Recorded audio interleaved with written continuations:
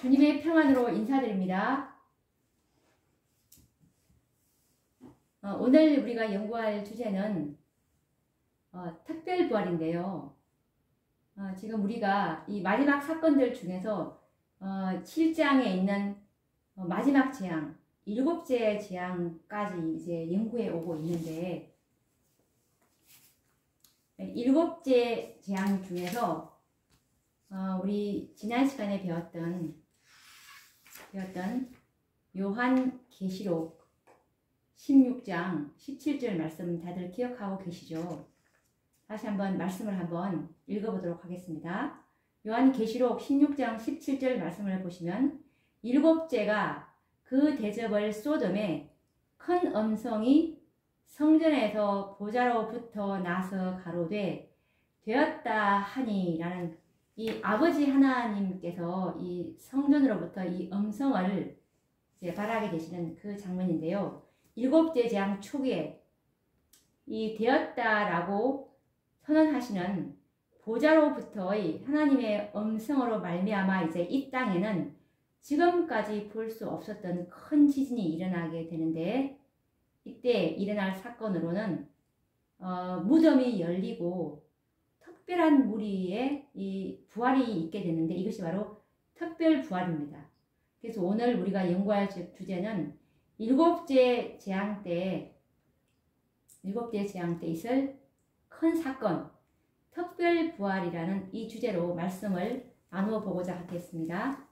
이 특별 부활은 이 다니엘서에서도 기록이 되어 있습니다. 다니엘서 12장 12절 말씀해 보시면 땅의 티끌 가운데서 자는 자 중에 많이 깨어 영생을 얻는 자도 있겠고 수욕을 받아서 무궁히 부끄러움을 입을 자도 있을 것이다 라는 이 말씀을 하고 계시는데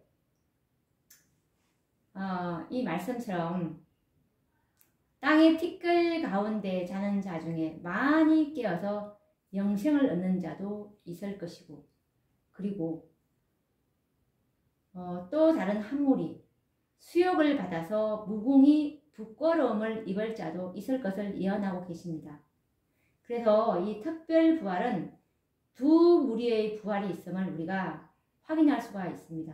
영생을 얻는 자와 그리고 수욕을 받아서 무궁히 부끄러움을 입을 자, 이 두 무리인데요. 이 부활을 우리가 이 특별 부활이라고 하는데 영생을 얻을 자와 수욕을 받아서 부끄러움을 입을 악인들의 부활이 동시에 있다는 것입니다. 그러면 이 특별 부활에 일어날 의인들은 누구이고 그리고 이 특별 부활 때 일어날 악인들은 어떤 사람인지 연구를 해보도록 하겠습니다. 이것에 관련된 화이 선지자의 이 계시를 보셨는데요. 이것은 각 시대의 대쟁투 637페이지에 그 계시를 기록해 놓고 계십니다. 각 시대의 대쟁투 637페이지를 보시면 무덤은 열리고 땅의 티끌 가운데서 자는 자 중에 많이 깨어 영생을 얻는 자도 있겠고 수욕을 받아서 무궁히 부끄러움을 입을 자도 있을 것이다. 다니엘 12장 2절 참조. 셋째 천사의 기별을 믿고 죽은 사람들은 모두 영화롭게 된 몸으로 무덤에서 나와 하나님의 율법을 지킨 자에게 주는 하나님의 평화의 언약을 듣는다. 그를 찌른 자들, 계시록 1장 7절이죠. 그를 찌른 자들, 그리스도의 죽음의 고통을 조소하고 조롱한 자들, 그리스도의 진리와 그분의 백성들을 몹시 핍박한 자들도 또한 일어나서 영광 중에 계신 그분을 쳐다보고 충성되고 온순한 사람들에게 주어지는 영광을 보게 된다 라는 말씀입니다. 이 7째 재앙 초기에 일어날 이 큰 사건인 특별 부활 때 일어날 두 무리를 여기서 구체적으로 말씀하고 계시죠. 한 무리는 바로 이 영생을 얻을 자인데요. 이들은 셋째 천사의 기별을 믿고 죽은 사람들입니다. 그리고 또 다른 이 한 무리는 아까 이 수욕을 받아서 무공이 부끄러움을 입을 자들인데, 이들은 누구냐면은 바로 그리스도의 죽음의 고통을 조소하고 조롱한 자들.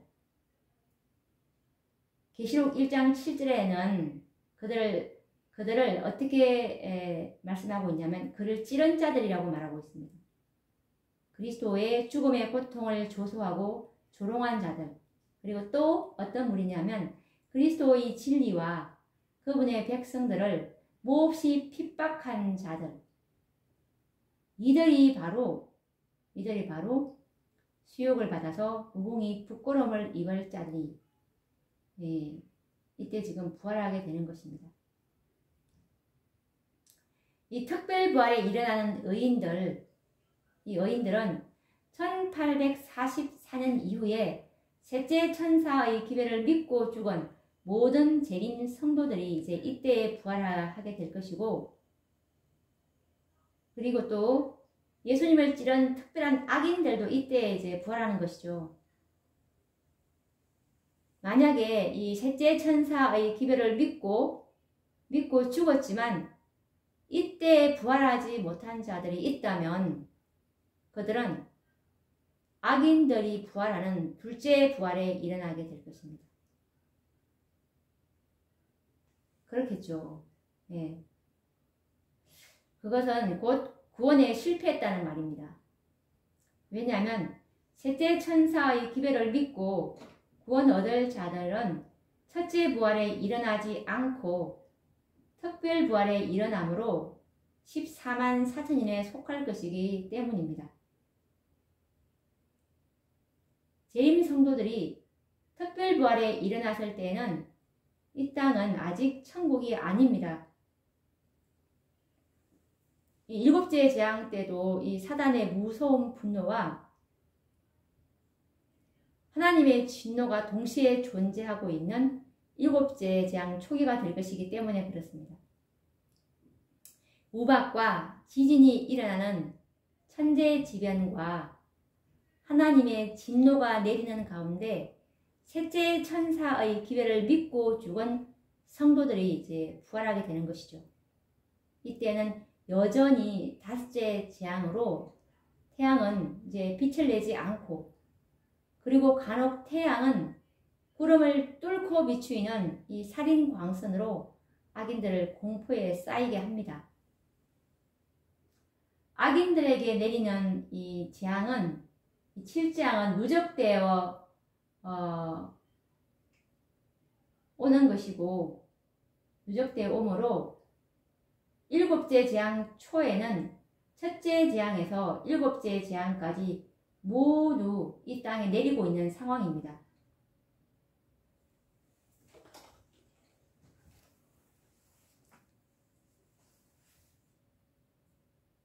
그러면 이 특별부활이 있은 직후에 이 땅의 형편을 선지자의 계시 가운데 우리가 한번 살펴보도록 하겠습니다. 이것은 각 시대의 대쟁투 637페이지에 있는 말씀인데요. 짙은 구름은 여전히 하늘을 덮고 있다. 그러나 태양은 때때로 구름을 뚫고 마치 원한에 찬 여호와의 눈처럼 나타난다. 무서운 섬광이 하늘에서 흘러나와 불꽃으로 된 보처럼 지구를 둘러싼다. 이때도 여전히 짙은 구름이 하늘을 온 하늘을 덮고 있는 상황입니다. 그런데 또 태양도 때때로 나타나서 이제 그 짙은 구름을 뚫고 마치 이 원한에 서린 여호와의 눈처럼 나타난다고 말씀하고 계시고, 그런데 이때 무서운 섬광이 하늘에서 흘러나와서 불꽃으로 된 보처럼 지구를 둘러싼다고 이렇게 기록되어 있습니다.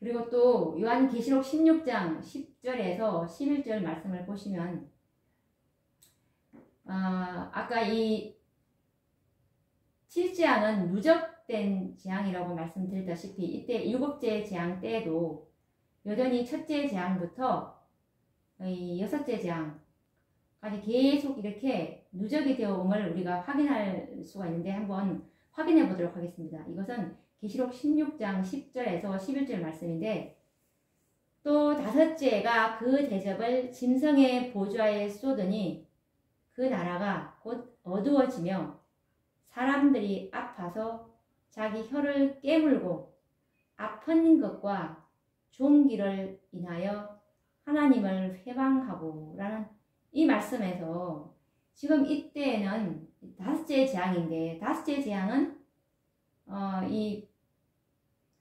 그 대접을 짐승의 보좌에 쏟음으로 이제 그 나라가 짐승의 보좌가 있는 그 나라가 이제 어두워지는 그런 재앙이지 않습니까? 이때 이 재앙 다섯째 재앙 때 역시 첫째 재앙인 이 짐승의 표를 받은 자들이 이 종기가 난 종기 재앙이잖아요. 이 종기 재앙이 이 다섯째 재앙 때도 이 종기 재앙으로 고통을 당하고 있는 모습을 볼 수가 있지 않습니까? 아픈 것과 종기를 인하여 하나님을 회방하며 라는 이 계시록 16장 11절 말씀이 우리에게 이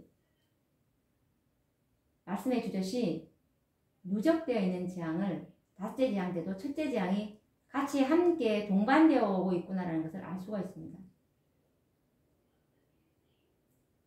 그리고 이 목사와 복음 교역자에게 보내는 권면 182페이지를 보시면 목사와 복음 교역자에게 보내는 권면 182페이지를 보시면 마지막 7 재앙은 퍼부어질 것이다. 하나님의 진노의 번개가 곧 내려칠 것이며 그분께서 범죄자들을 처벌하기 시작하시면 끝을 볼 때까지 한순간도 쉬지 않으실 것이다.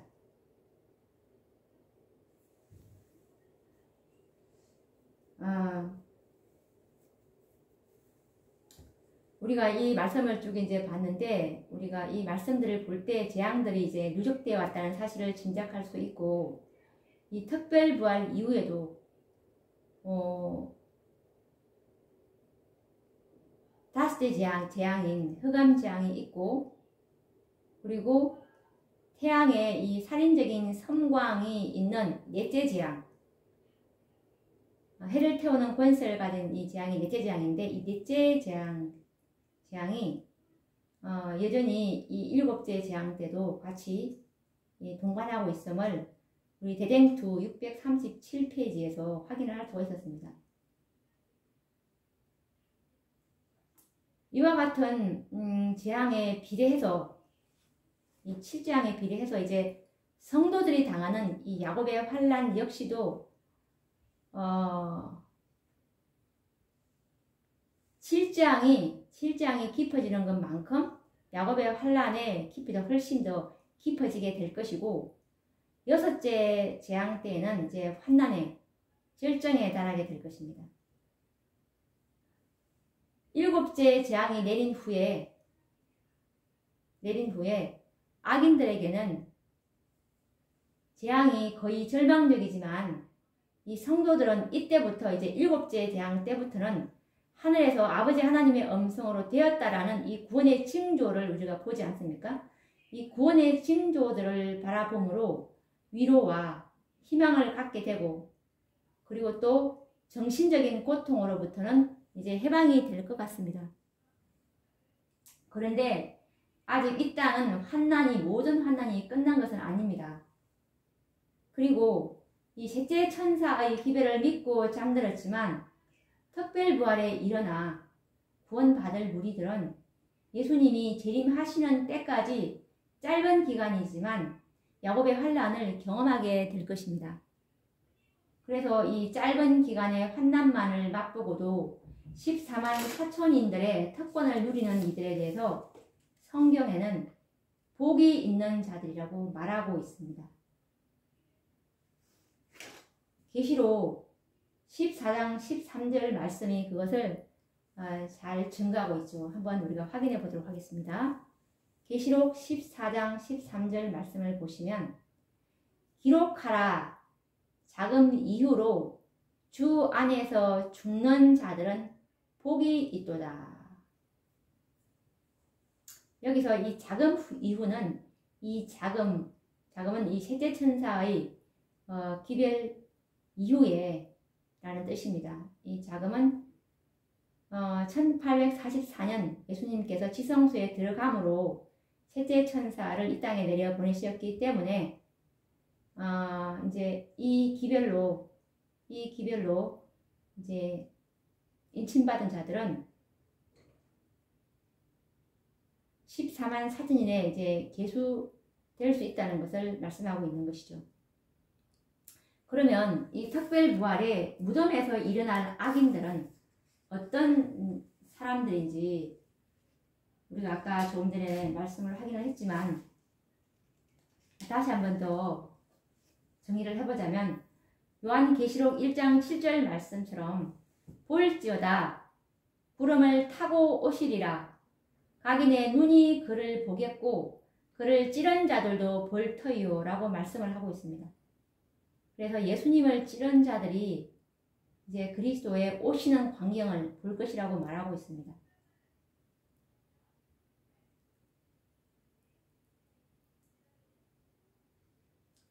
각 시대의 대쟁2 637페이지에서 다시 한번 확인해 보자면 그를 찌른 자들 요한계시록 1장 7절 그리스도의 죽음의 고통을 조소하고 조롱한 자들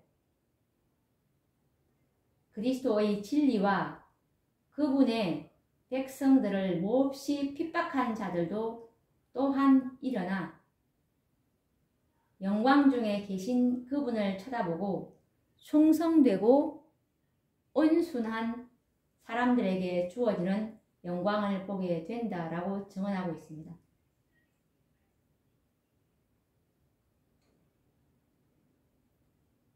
이 악인들은 이미 죽어서 이제 한 줌에 헐게 되어 있었습니다. 그런데 어떻게 그리스도의 재림의 광경을 볼 수 있겠습니까? 이 말씀이 진실할지인데 예수님의 옆구리를 찔렀던 사람은 분명히 주님의 재림 전에 부활해야 할 것입니다. 성경 가운데는 그리스도의 재림 이전에는 7째 재앙에 일어날 특별 부활밖에는 없습니다. 그래서 이들은 이때 부활해서 그리스도의 영광스러운 모습을 보게 될 것입니다. 예수님을 죽음에 넘겨준 대제사장 가야바도 특별부활에 일어날 것이 거의 틀림이 없습니다. 마태복음 26장 64절에 주님께서 이런 말씀을 하셨습니다. 인자가 권능의 우편에 앉은 것과 하늘 구름을 타고 오는 것을 너희가 보리라. 그들은 이와 같은 그리스도의 영광을 보고서 요한계시록 6장 16절 말씀을 이제 하게 되는데 산과 바위에게 이르되 우리 위에 떨어져 어린 양의 진노에서 우리를 가리우라 라고 부르짖게 이제 될 것입니다. 오늘은 우리가 이 7째 재앙 때 있을 큰 사건 중에 하나인 이 특별부활에 대해서 제가 말씀을 나누는데 또 다음 시간에도 7째 재앙 때 있을 특별부활 이후에 있을 또 사건 또 순서대로 차근차근 연구해 보도록 하겠습니다. 그럼 다음 시간에 뵙도록 하겠습니다. 감사합니다.